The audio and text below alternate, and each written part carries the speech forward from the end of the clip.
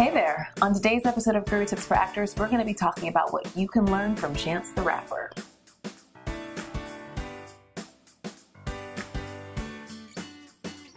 It's Issa Rae Coleman here, and I am so excited to be here with a very special guest, Sam Christensen. And Sam's going to be with us for the next few weeks. Sam, as you probably know, is an image expert, and he is going to share some of his wisdom on a bunch of topics.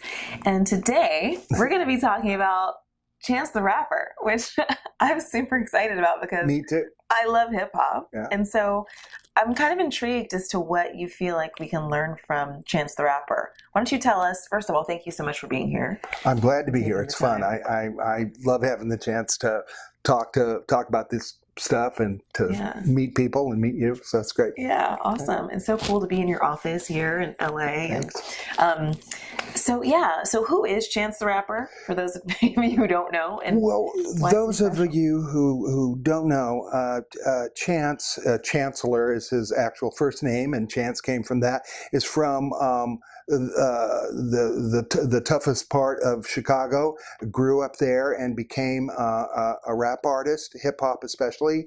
And the thing that, I mean, besides the fact that his music is pretty great, I happen to kind of like him a lot.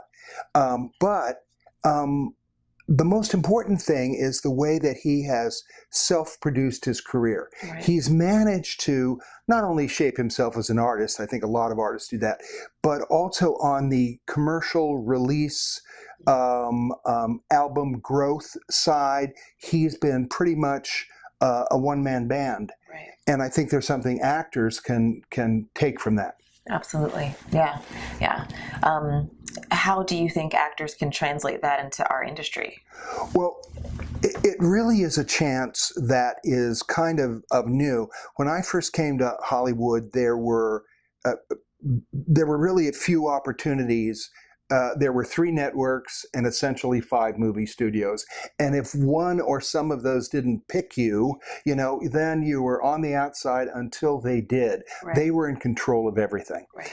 But then came the internet, and then social media, and then YouTube, all of these kinds of things. So it meant suddenly the actor could self-release. Right. And that's what Chance did in terms of music, is he created his, I think, 3rd album, Coloring Book, was just purely released via streaming. Right. And it was download, and those built to look like it used to be when you sold 1,000 albums or 1 million albums or whatever it was, and that you got the platinum record and all that. Right. Well, he hit platinum, on the 3rd day, right. And then millions and millions and more, and they had to pay him to stream it, right. So actors now have that same ability. Mm-hmm.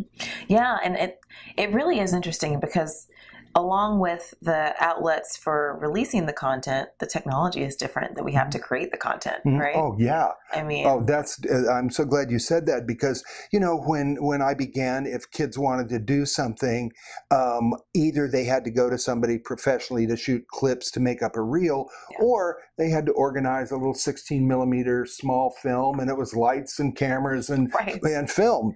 And today, it's a good cameraman and a video good camera, and then whatever program you use to edit it, you can learn yourself. I couldn't, but you could learn yourself. Your cameraman may be capable of doing that, and then all of a sudden you've got something to stream, a web series, and there are several hit television shows now that came from streamed video episodes that then a studio or a network picked up. Absolutely, yeah. Well, one of my favorites, Issa Rae, she's the creator of Insecure, right? Absolutely. I watched that web series, Awkward Black Girl. It was hilarious, and it was a huge hit. And the production value wasn't that high. It was.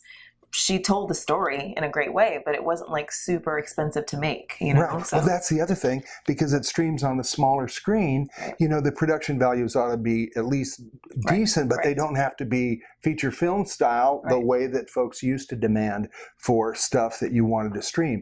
Plus, I think on the receiving end, a director is a lot more likely to look at an episode of something that has a little story to it than he or she is likely to look at a reel that is just clips of Snippets. things. Yeah. Exactly. Yeah, very cool. Yeah. I think that's good news. I think so often we hear so much about the negative statistics. Oh, there are 3,000 submissions for one co-star role. Oh, we can't do this. But the story is actually quite positive. We have a lot of power as well. Yeah, I would say the difference between when I came to Hollywood and now, the amount of power that actors have to self-determine their own futures is exponential. It is still rough. There's still a lot of competition, of course, and especially getting in the club in the beginning, those first opportunities that can lead to others. It's challenging, but I say to young actors, the difference between the freedom you have and the freedom my generation had is just, you can't even measure it. Right. Yeah. Right. So what's the first step that you think actors should take? The people who are watching, what's one thing that they can do to get started? Take an idea, find a few collaborators in terms of your actor friends. That camera person is really important. And then take a weekend and shoot it. Like High Maintenance, which has turned in, I think it's 4th or 5th season now, and it's kind of a wonderful show. They shot the first episode with 4 people and $250. Wow. Over a weekend, everybody brought their lunch. And then the people sort of liked it and more people pitched in, but it was self-financed through the first many episodes, and then it caught on, and then, and now it's a home box office, I think, offering in 4th or 5th season. And it continues to be sort of radical and outside the box.